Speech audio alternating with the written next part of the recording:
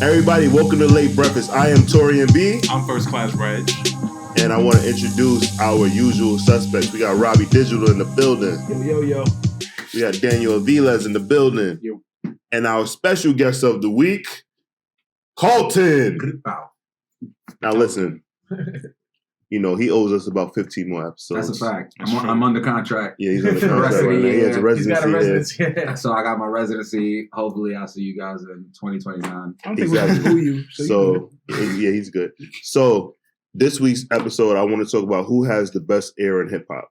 And when I say that, I mean as far as artist, producer, executive, like who has like the best ear in the hip hop game. I don't want to say music because that's very like wide. So hip hop, we make it smaller, and just have an understanding of like who picks the best beats, who like has like knows like always picks like the most impressive like sounds that like we're hearing coming from albums, beats, singles, whatever like that. Who wants to go first?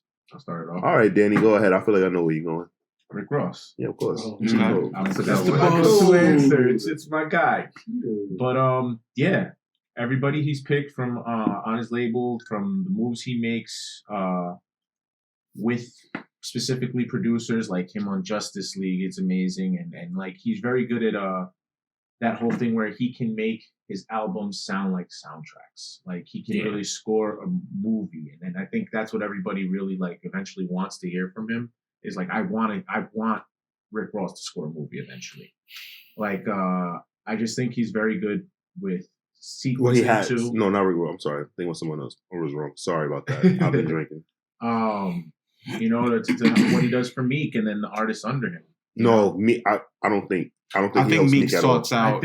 I think Meek. He definitely helped Meek shape his sound from where Dream Chasers. What? Just off influence, but I don't think he like was in there with him. Yeah. No, I don't think he was in there with him. I think he was more like, use this. No, I think he needs to help Meek. I don't think he's helped Meek with shit as far as fucking beat selection. If he did, I think Meek would have a lot better songs. He's given him tracks. Like, for instance, What's Free was supposed to be his. Yeah. Okay. He gave it to Meek. I can see that. Yeah.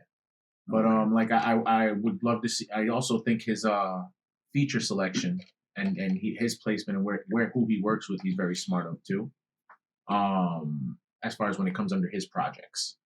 That's a problem, though. As an executive, has he really done his job? If you scratch off all the lists, but that's not what we're talking. We're talking about said ear in hip hop. Ear in hip hop. Yeah, but for himself, he has a really good ear, but he hasn't done a really good job with Meek and Wale. That's what I was saying. I think they've just been their own artist who does his own whatever he wants anyway. That's what Meek is. I guess, yeah. Yeah. So and that's not to take away from what you're saying, because he definitely has like a respected ear. But at the same time, though, I feel like it's just something that we say at this point. Like I haven't gotten what I've been looking for from Ross in a while. For me, it's only this last album that wasn't what I was looking for, and it wasn't a bad album. It just didn't give that same soundtrack feeling that he normally does deliver. I guess. Well, yeah, I'll go second. So one person I'll throw in there is Game.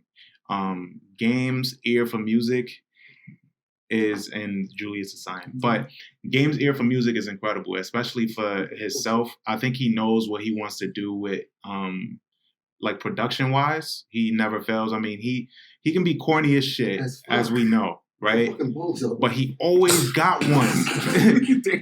he always got one, bro. And like he hasn't let me down with an album yet. I mean, on his own. Honestly, that Jesus you talking about the jump off? You didn't like Jesus? I'm saying it's so good. Okay. Like I remember when it came out. I didn't even fucking expect it to come out. Like I remember not you listening for it. Then when it dropped and I listened to that shit, I listened to Ali Boombaye, nigga. Yeah. Like, Jesus Christ. Yeah. So we're saying that Jesus Piece is a classic. No, it's not. Well, we're not gonna. We have a completely different show for that. We have a completely different show. You should be watching Rap in Order. So anyway, I throw Game in there as a strong contender, but we got a lot of good ones to get to. Who want to go next? I'll throw in an obscure person. I'll throw in Missy Elliott. Like I feel like Missy Elliott. That's like, a if you good listen one. to any of her albums, any of her songs, like she always picks the perfect beat or whatever the vibe or whatever. That's a really good one. I think her beat selection is good, but I don't think any album she has is like, oh my God, this is a classic or a great album. I think they're good album. But nah, people consider Super Duper Fly. Some people consider that a classic. Like I can listen to that album from beginning to end. Honestly, I can listen to that album. And I feel like that probably is more solidified to me, like that she like literally has an ear for like what's going on. Because around that era, like when she dropped that shit, like that was around the Timberland, like everybody was like really going towards that shit. When the beat club was, and like they were both behind like a lot of like crazy shit. Yeah, no, I respect what she does more behind the scenes than what she does for herself. I kind of feel like. Yeah, I mean, and that's all still credited to her ear. Yeah, true. Very true. Nicole, like even the one hit wonders that she laced, like not to call. I mean, Nicole Ray, that song, "Make It Hot." Yeah, amazing. She wrote that top to bottom. Nicole Ray. She's written for Nicole Ray. She's written for Tweet. She's written for Whitney Houston. She's written for Mariah Carey. She's written for Aaliyah. Yeah, like she's written for Total. She wrote Lady Marmalade. Yeah. Oh yeah.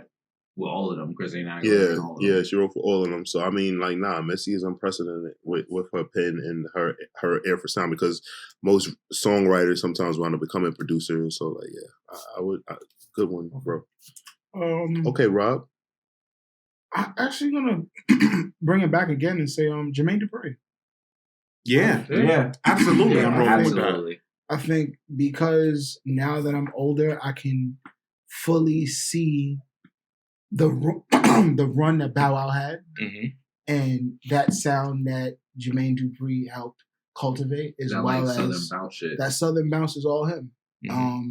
Just all the way from, because I looked at the time frame, his run is most people say from like 1991 to maybe 2003, 4 maybe. 2005, because you gotta remember Confessions is right there. Confessions and then the Franchise Boys. Then that's when shit got slow. But you remember he had the Space and the Mimi. When did Money and the Thing come out? Money and the Thing came out in 98. 98. And the reason why I said that verse. And the reason why I said I mentioned him because Puff started in 1990. That's because he was an intern. So you look at where those two kind of fall in line, and I feel like between the 90s going into the early 2000s, we can say Puff has slowed down as well, doing other ventures and whatnot, that those two, as big as Puff was for the East Coast and up north, Jermaine Dupri has that same kind of residency for Atlanta. And just that whole sound in general as well. So I definitely give him credit. All right, well, I'm up, and you can call me a homer if you want, but I feel like Jim Jones is highly like underrated as far as like him picking beats and what he does for like his albums. And I think that what he does, like as far as like helping like the other artists that were in Dipset, I think that he helped Joel Santana out a lot too, because he had, and Cameron, because I want to say that he A&R'd SDE, if I'm not mistaken, or helped A&R. Like he didn't get a credit. Let me say that, but if I'm not mistaken, I heard that. Like Jim Jones is very good at like picking beats and like setting the tone. Jim Jones, like he's a talker, so he'll literally set the tone for you, tell you what the song's about, or tell you what the project is about, or what the feel he's trying to give you, and it goes really well. And then when you listen to the album, you're like, damn, like this album is really good. Like, or like, and most of the time he like picks the samples that he wants. He's not a producer. Like he's told the stories about like, yo, I taught myself how to basically get money from the label. Like, so he literally will go in and like get studio time for engineering or some shit like that. Like, he's learned how to do all these things. So that's why the sound of his projects sounds so good. Yeah, super full. And he's good at orchestrating. Because one thing I will say about Jim Jones, like his personal music, when he has a feature, like whoever he puts on that track belongs on that track. Yes. Like, and not a lot of rappers do that. Like they just throw anybody on any track. Yeah. Like G's Up, Hoes Down. Right. I'm gonna throw out a loop, but What You Sipping On? So that What You Sipping On track is still bangs. I mean, I didn't need Jaja, but Puff did his thing. He just had with Ross. The shit they when it's repping time with Rowdy Rebel. Oh man, like I feel that's that's Novocaine beat. That's Khaled. But that's still like, he knew that beat is incredible. That beat for y'all that sampling was crazy. That is like, I feel like that shows how underrated he kind of is. You know, somebody we forget to mention, and I feel like he doesn't get brought up a lot, but I love his style because he understands chords and actual music, and it's not just, he understands music on a different level, and that's Tyler. I was about to say that, Tyler. Mhm. I think Tyler really. Tyler's a really good one. I thought you were gonna say Mac Miller. No, I would put him up there too, but Tyler, I kind of feel like he's really from that group that you hear the stories from, like chilling with Mac and then doing all that. I think musically the one who's come out the most of there would have been Tyler. Tyler, yeah. And I can argue and say Kanye West. I was gonna say Kanye right after. Yeah. Yeah, I feel like. Well, I mean, Kanye West is the god. We all know I that. feel like at this point it's like come on, like there's certain people. He is. You can say what you want about him, about his political a new person views, that's but kind he of is. like I feel like that's coming up on this like good air is Anderson .Paak. Ah, Like yes. Anderson .Paak. Yes, Lord. Yeah, that nigga. Right here.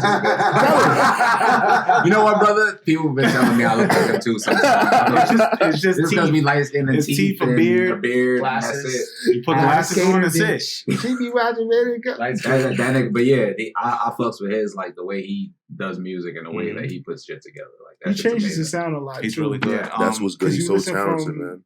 What is it? The album he put out last year to this year's album.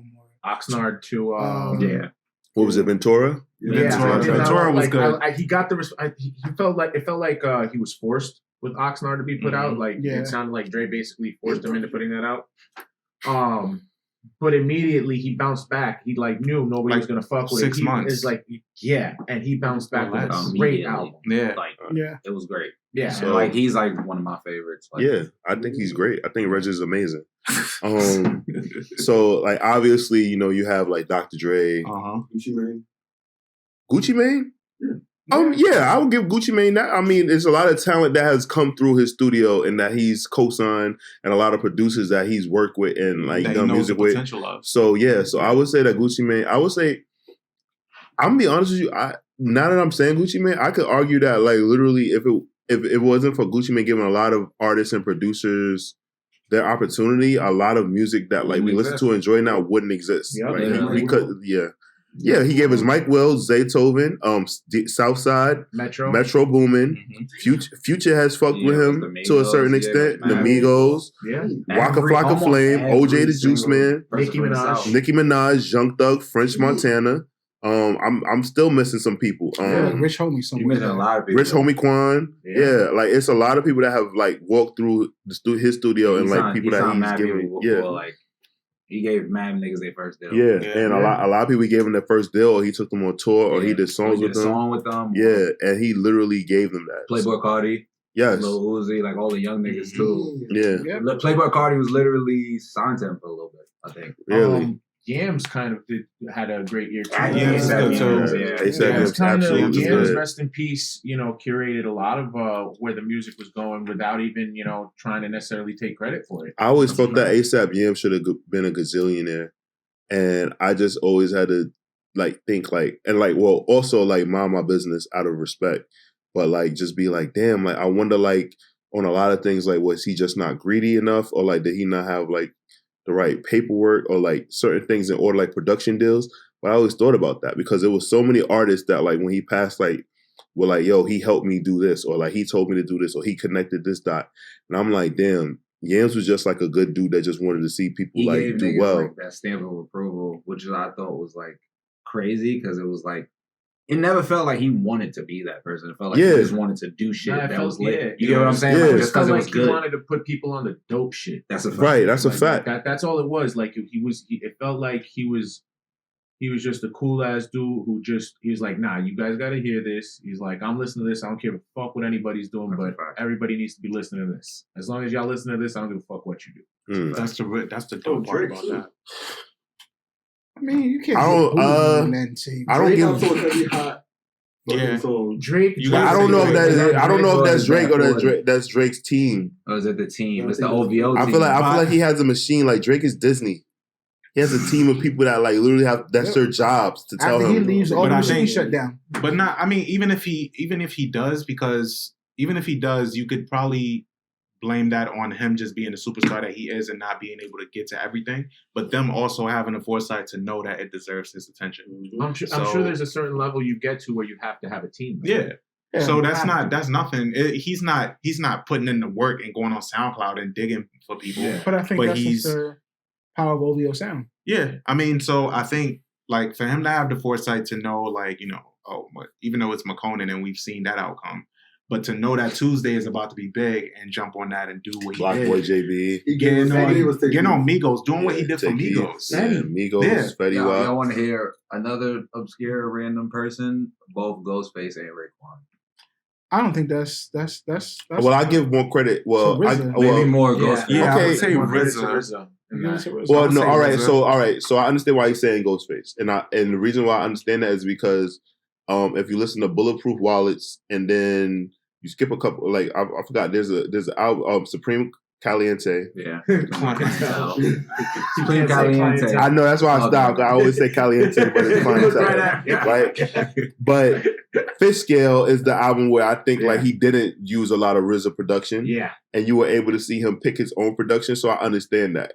But before Fish Scale, I will give the RZA more RZA credit. will get a lot of that credit. So like that's the thing where it was like he was under the tutelage of the RZA. So it's That's a like fact. that's why it's like I So I understand just say it. Wu-Tang. Yeah, just like Wu-Tang's eclectic air It's for like music. 15 Yeah. niggas. Yeah, 15 niggas A lot just of thinking songs. like something better come out of there. Yeah, man. Even though this nigga didn't really have a lot of original beats, my man's Lil B, man. Shout out Lil B. Nigga rapped on every beat that ever existed, so Yo, obviously yeah. his ear is good. This guy I give just shout out to the unfollowed bass him. god.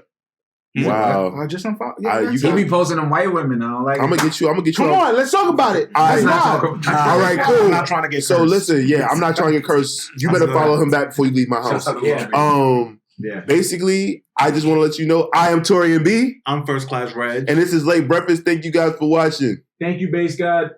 facts.